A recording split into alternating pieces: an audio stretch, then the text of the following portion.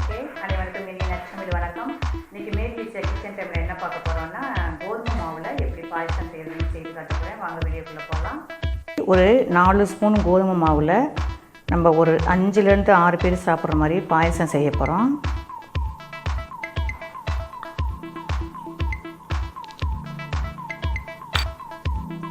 கொஞ்சம் தண்ணி விட்டு நம்ம இதை நல்லா கரைச்சிக்கலாம், கட்டி இல்லாமல்.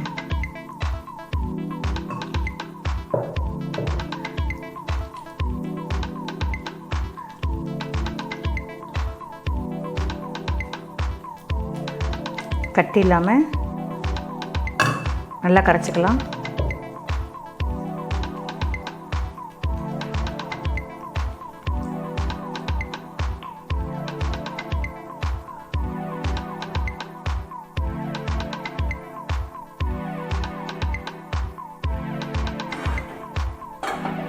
அடுப்பு ஆன் பண்ணிக்கலாம். ஆன் பண்ணி நம்ம 5லேருந்து 6 பேர் சாப்பிட்ற மாதிரி உள்ள பாயசத்துக்கு ஒரு 3/4 கப்பு வெல்லம் போட்டுக்கலாம். வெல்லம் உங்களுக்கு ரொம்ப வேணும், இனிப்பு வேணும்னா நீங்கள் தேவைக்கு அதிகமாக நீங்கள் சேர்த்துக்குங்க. ஆனால் வெல்லம் நல்லது.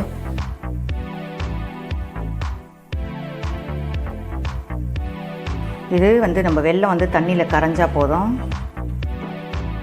வெல்லத்தை க்ளீன் பண்ணுறதுக்காக தான் நம்ம அந்த நல்ல வெல்லம், நல்ல நாட்டு சர்க்கரை அப்படின்னா அப்படியே நம்ம டைரெக்டாகவே போட்டுடலாம்.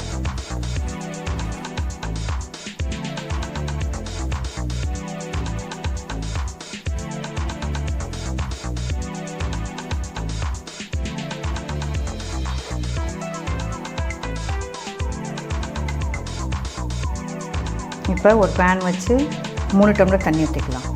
ஏன்னா பால் இருக்குது, சர்க்கரை அந்த வெள்ளை தண்ணி இருக்குது.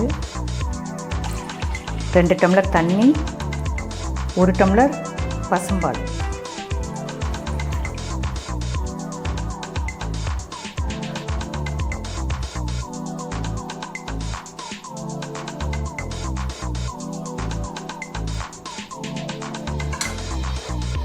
இந்த ஸ்டேஜில் நம்ம கரைச்சி வச்சுருக்கோம் இல்லையா, இந்த பதத்துக்கு நம்ம இதை கரைச்சி கட்டிப்படாமல் கரைச்சி வச்சுக்கோம்.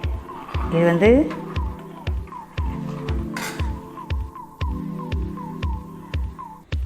கட்டிப்படக்கூடாது.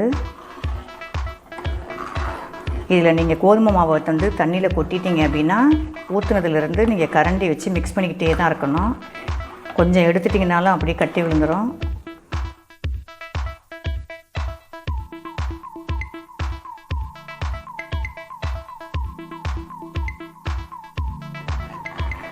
அப்பப்போ லோ ஃப்ளேம், ஹை ஃப்ளேமில் வச்சு மாற்றி மாற்றி இதை கை விடாமல் கிண்டிக்கிட்டே இருக்கணும்.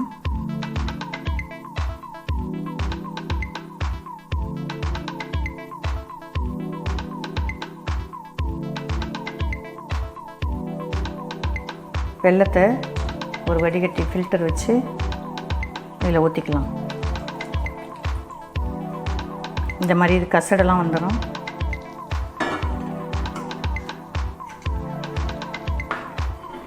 வெல்லம் கொஞ்சம் உங்களுக்கு அதிகமாக இனிப்பு சுவை வேணும் அப்படின்னா இன்னும் கொஞ்சம் நீங்கள் வெல்லத்தை சேர்த்துக்கலாம். இப்போ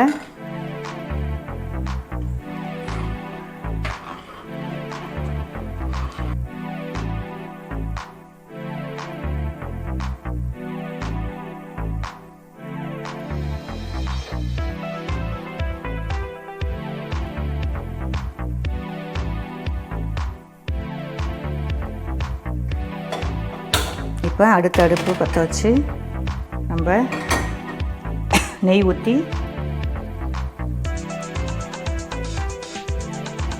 முந்திரி திராட்சையை வறுத்து எடுத்துப்போம். பாருங்கள் எவ்வளோ அழகாக அந்த திராட்சை நல்லா உப்பிட்டு வருது பாருங்கள். 1/2 ஸ்பூன் ஏலக்காய் பவுடரை போட்டுக்கலாம். 1/2 ஸ்பூனுக்கு கொஞ்சம் கம்மியாக சுக்குத்தூள் போட்டிருக்கேன், இதை போட்டுக்கோங்க, ரொம்ப நல்லது இது.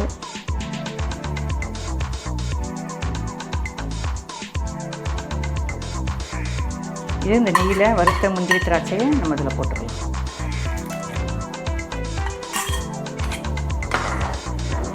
அதோட இந்த 3/4 கப்பு தேங்காய் துருவலை இந்த நெய் இதில் வறுத்தோம் இல்லையா, அதிலே போட்டு கிண்டி இதையும் போட்டுடலாம்.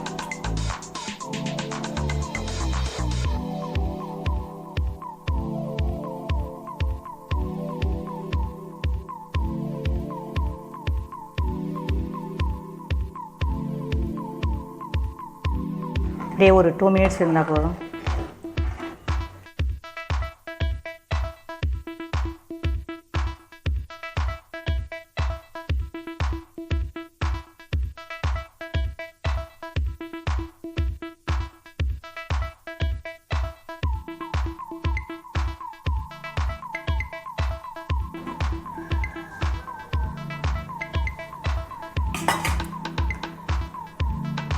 டீ குடிக்காமல் இருக்கிறவங்களுக்கு இதை நம்ம செஞ்சு கொடுக்கலாம். குழந்தைகள்லேருந்து பெரியவங்க வரைக்கும் இதை சாப்பிட்லாம்.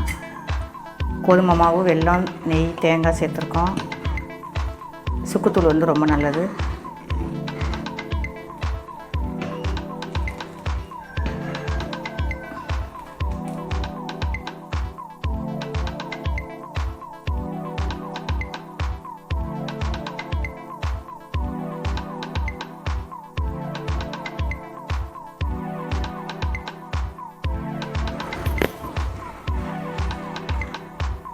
இது செஞ்சுக்கிட்டு இருக்கும்போதே கொஞ்சம் எங்கள் பாப்பாவுக்கு இது கொடுத்து டேஸ்ட் பண்ண சொன்னேன். அது வந்து சுகர் கொஞ்சம் கம்மியாக இருக்குமானுச்சு. நான் அதனால் எல்லாமே என்ன செஞ்சேன், நான் வச்சுருந்த எல்லா வெள்ளத்தையுமே இதில் நான் சேர்த்துக்கிறேன்.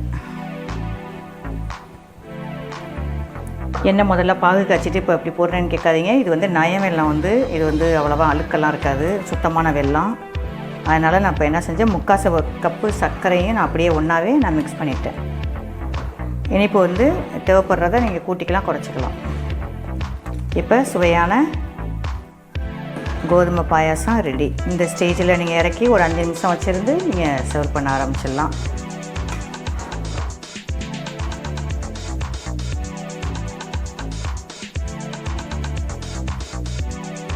இதை வந்து ஒரு கண்ணாடி கிளாஸில் ஊற்றி குடித்தோம்னா அவ்வளோ டேஸ்ட்டாக இருக்கும். எங்கள் அம்மா எனக்கு அடிக்கடி வாங்கி தருவாங்க. பாய் கடையில் வந்து ரொம்ப டேஸ்ட்டாக செய்வாங்க. இது வந்து அதை வாங்கி எனக்கு கொடுத்துட்டு எங்கள் அம்மா இதை அடிக்கடி எனக்கு செஞ்சு கொடுப்பாங்க. இது பருத்தி பால் இதெல்லாம் செஞ்சு கொடுப்பாங்க.